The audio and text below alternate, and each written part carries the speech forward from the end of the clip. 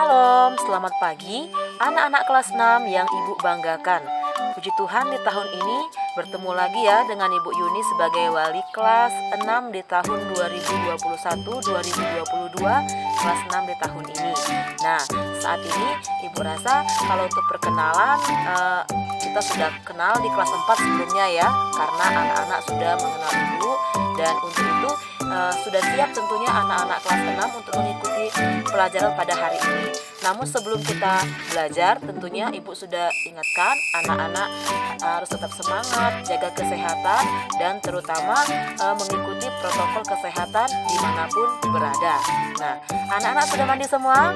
Ya, pasti sudah ya, sudah mandi, sudah sarapan, dan sudah siap untuk belajar. Kalau begitu, kita akan berdoa terlebih dahulu.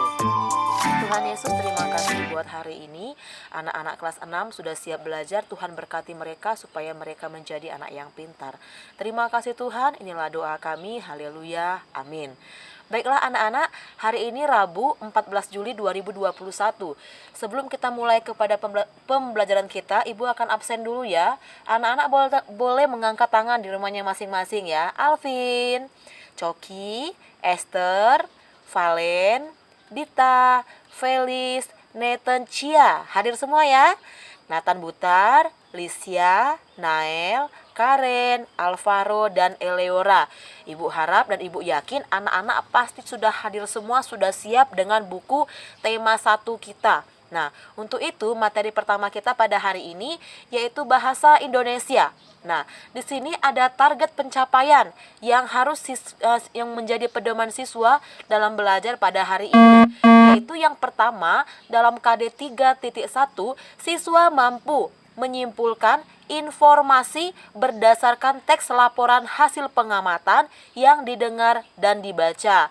Nah, keterampilannya, siswa mampu menyajikan simpulan secara lisan dan tulisan dari teks laporan hasil pengamatan atau wawancara yang diperkuat oleh bukti. Materi pertama kita anak-anak, ide pokok dan informasi penting dalam teks laporan pengamatan. Kalau kita berbicara tentang ide pokok, ini nggak asing lagi ya. Kelas 4 sudah pernah, kelas 5 sudah pernah. Tapi di sini kita akan tetap mengulangnya untuk anak-anak mengingatnya. Nah, yang pertama, apa itu teks laporan? Nah, teks laporan di sini merupakan teks yang memberikan informasi yang sifatnya fakta. Contoh, Ibu menyuruh anak-anak untuk mengamati lingkungan sekitar rumahnya. Anak-anak melaporkan informasi pada Ibu. Nah, informasi yang diberikan itu sifatnya fakta. Artinya apa? Nyata dan benar-benar terjadi. Nah, anak-anak, setiap paragraf yang baik pasti memiliki ide pokok dan kalimat penjelas. Apa itu ide pokok? Nah, ide pokok merupakan pokok pikiran, gagasan utama, gagasan pokok, pokok pikiran, kalimat penting dalam sebuah bacaan. Sedangkan kalimat penjelas merupakan kalimat yang menjelaskan ide pokok. Nah, anak-anak, kita mau melihat di sini ada langkah untuk menemukan ide pokok dalam sebuah bacaan. Yang pertama, anak-anak harus baca dengan cermat atau berulang. Kemudian, cermati kalimat pertama hingga akhir dan tentukan ide pokok atau kalimat pentingnya. Nah, di sini kita mau melihat contoh ya anak-anak ya. Contoh di sini Ibu bacakan, padi merupakan tanaman yang menyerbuk sendiri, yaitu organ betina dan jantan berada pada bunga yang sama. Setiap bunga memiliki 6 kepala sari dan kepala putih, bercabang 2 dan berbentuk seperti botol. Penyerbukan dilanjutkan dengan proses pembuahan yang nantinya membentuk zigot. Nah, di sini ide pokoknya terdapat pada yang warna merah. Padi merupakan tanaman yang menyerbuk sendiri. Mengapa? Keterangan yang dibawanya itu merupakan kalimat yang menjelaskan bahwa padi itu merupakan tanaman yang menyerbuk sendiri. Nah, yang materi kedua ini berkenaan dengan kesimpulan. Apa itu anak-anak kesimpulan? Nah, kesimpulan di sini merupakan intisari dari bacaan. Adapun di sini ciri-ciri kesimpulan, yang pertama, simpulan itu berisi pesan yang ingin disampaikan. inti dari tulisan. Menggunakan kosakata baku. Kalimatnya nggak bertele-tele anak-anak, tetapi singkat, padat, dan jelas. Kemudian yang paling penting, isi kesimpulan ini tidak boleh menyimpang dari teks. Misalnya teksnya tentang padi, ya kesimpulan tentang padi dong. Jangan teksnya padi, kesimpulannya mangga. Nggak nyambung ya. Tapi Ibu yakin anak-anak pasti bisa. Karena ini hanya mengulang materi kelas 4 dan 5. Nah, kita lanjut di sini. Ibu membagi tes kita menjadi 2 macam anak-anak. Tes lisan dan juga tulisan. Nah, kalau tes lisan, anak-anak boleh mengerjakan yang Ibu tulis di sini uji kom 1, 3, 4, dan 6. Bagian bahasa saja. Nah, tes lisan di sini, anak-anak kalau sudah mengisinya, anak-anak boleh telepon Ibu Yuni. Nanti jam teleponnya Ibu bagikan di share di grup. Telepon Ibu Yuni dan Ibu Yuni akan kasih soal dari uji kom ini, dan anak-anak akan menjawabnya. Nggak banyak-banyak kok, paling 1 soal atau 2 soal aja. Itu yang lisan ya. Kalau nanti anak-anak nggak hubungan. Nah, ini tes tulisan bahasa Indonesia ya, yang di LKS halaman 34 penilaian harian 1 dan buku paket halaman 36 dan 37. Anak-anak boleh mengerjakannya dan mengumpulkannya hari ini, dan Ibu kasih waktu sampai besok. Tapi lebih baik jika hari ini anak-anak bisa mengerjakannya, kerjakan hari ini agar tugas-tugasnya tidak menumpuk di hari esok. Baik anak-anak, kita akan lanjut ke materi kita yaitu IPA. Nah, IPA di sini adapun target pencapaian kita, siswa mampu membandingkan cara perkembangbiakan hewan dan tumbuhan, dan juga siswa mampu menyajikan karya tentang perkembangbiakan tumbuhan. Nah, di sini perkembangbiakan tumbuhan ada 2 macam, yaitu secara generatif. Contohnya tumbuhan berbiji dan juga berbunga di sini. Artinya berkembang biak secara kawin melalui proses penyerbukan dan pembuahan.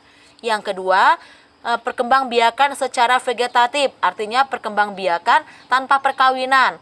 Artinya makhluk hidup baru tumbuhan berasal dari induknya.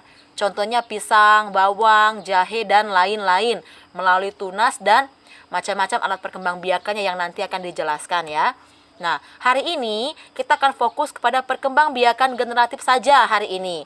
Nah, apa itu? Nah, alat perkembangbiakan pada tumbuhan berbiji adalah bunga. Jadi anak-anak, tumbuhan yang berkembang biak secara generatif ini, alat perkembangbiakannya itu bunga. Nah, sering ya lihat bunga ya, misalnya bunga pada pohon mangga, pohon jambu, dan lain-lain. Sebelum dia menghasilkan buah, dia akan mengeluarkan bunga terlebih dahulu.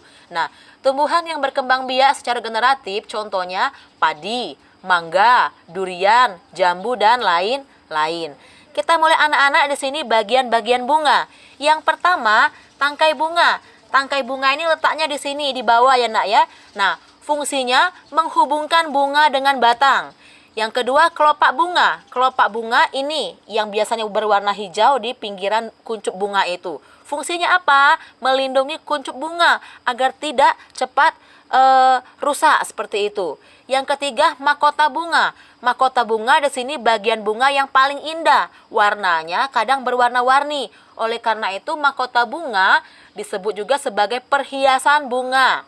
Kemudian benang sari. Benang sari di sini kita lihat ya, nah, yang bentuknya kayak pentolan toge. Nah, itu benang sari. Apa fungsinya? Sebagai alat kelamin jantan. Dan kemudian yang terakhir, kepala putih. Fungsinya sebagai alat kelamin. Kita lanjut lagi ya. Perkembangbiakan generatif di sini melalui 2 tahap, yaitu penyerbukan yang pertama. Apa itu penyerbukan? Penyerbukan itu peristiwa jatuhnya serbuk sari ke kepala putih. Nah, setelah penyerbukan itu berhasil, nah lanjut kepada tahap pembuahan. Apa itu? Peleburan serbuk sari dengan kepala putih. Jadi, kalau penyerbukan yang pertama ini tidak berhasil, maka pembuahan tidak akan terjadi. Melainkan sebaliknya, jika penyerbukan ini berhasil, maka pembuahan itu akan terjadi. Nah, hasil dari pembuahan itu menghasilkan zigot. Apa itu zigot? Zigot itu merupakan cikal bakal tumbuhan baru yang membentuk biji, setelah itu akan membentuk buah dan membentuk tumbuhan baru. Nah, kita mulai juga di sini anak-anak tentang macam-macam penyerbukan. Penyerbukan ada 4 macam di sini. Anak bisa lihat yang pertama penyerbukan sendiri, tetangga, silang dan juga bastar. Apa itu penyerbukan sendiri? Nah, penyerbukan sendiri ini penyerbukan autogami yang terjadi pada satu bunga. Benang sarinya jatuh kepada kepala putih. Itu penyerbukan sendiri. Yang kedua, penyerbukan tetangga. Apa itu? Geitonogami. Artinya, penyerbukan masih dalam satu tanaman, tapi dengan bunga yang berbeda, ya. Bunga yang berbeda tapi masih dalam satu akar satu pohon tanaman. Yang ketiga, penyerbukan silang. Penyerbukan silang ini penyerbukan alogami. Artinya, penyerbukan yang dilakukan oleh tanaman yang berbeda dengan satu jenis yang sama. Misalnya sama-sama bunga mawar, tetapi mawar di pohon satu atau di pot satu dengan mawar yang ada di pot yang kedua. Yang terakhir, penyerbukan bastar atau hibridogami. Artinya, penyerbukan yang terjadi oleh lain bunganya. Satu bunga mawar, satu bunga melati, lain tanamannya, dan juga lain jenisnya. Paham di sini anak-anak ya? Nanti kalau nggak paham boleh tanya ibu lagi. Nah, di sini macam-macam perantara penyerbukan. Nah, perantaranya ada macam-macam ya nak ya. Yang pertama, angin. Nah, tiupan angin membuat benang sari jatuh ke kepala putih. Itu karena angin kencang, benang sari bisa tersenggol dan juga jatuh. Air. Tetesan air hujan bisa juga membuat benang sari jatuh ke kepala putih ya. Kemudian serangga. Senggolan serangga yang sering hingga membuat bunga juga dapat membuat bunga juga bisa benang sarinya jatuh kepada kepala putih. Itu ya macam-macam perantara dalam penyerbukan. Nah, ini tes lisannya anak-anak ya. Uji Kom 1 halaman 9 bagian IPA saja dan juga materi yang di atas yang akan Ibu tanyakan. Ini tes tulisannya anak-anak menggambar bunga dan bagian-bagian bunga serta fungsinya. Nah, itu materi kita yang IPA. Nah, ini yang terakhir anak-anak ya, kaganga. Nah, materi kaganga kita masih umum, kita belajar dan juga berlatih aksara dasar pokok. Kaganga, tadana, pabama, cajanya, saralaya, wahaa. Dan perubahan bunyi. Nah, ini tanda perubahan bunyinya ya, kaki kukekonya. Nah, tugasnya anak-anak buat biodata diri dengan aksara kaganga yang tadi. Itu saja tugas hari ini. Ibu tunggu anak-anak ya. Terima kasih, Tuhan Yesus memberkati. Kita akan berdoa. Terima kasih Tuhan buat materi hari ini. Kiranya anak-anak bisa belajar dengan baik di rumah masing-masing. Walau dalam kondisi daring, anak-anak tetap semangat, tetap menjaga kesehatan. Terima kasih Tuhan. Inilah doa kami. Haleluya. Amin.